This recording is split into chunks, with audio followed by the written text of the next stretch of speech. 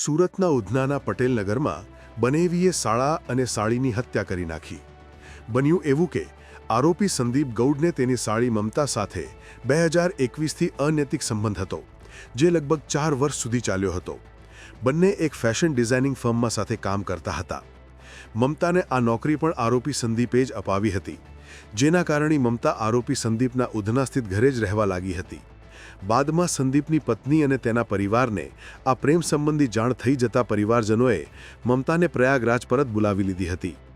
ગત 4 ઓક્ટોબરે મમતા પોતાના લગ્નની ખરીદી માટે ભાઈ નિશ્ચય અને માતા સાથે સુરત આવી હતી. એ વખતે સંદીપે પોતાની પત્નીને જ તેની બહેન મમતા સાથે પોતાના લગ્ન માટે મનાવવાની પણ જીદ કરી. લગ્નનો ઇનકાર થતાં ઉશ્કેરાયેલા સંદીપે હથિયાર વડે મમતા પર હુમલો કર્યો. તેનો ભાઈ નિશ્ચય વચ્ચે પડ્યો તો તેના પર પણ જીવલેણ હુમલો કર્યો, જેમાં મમતા અને નિશ્ચયનું કરુણ મોત થયું. આ કેસમાં ઉધના પોલીસે આરોપી સંદીપની ધરપકડ કરી.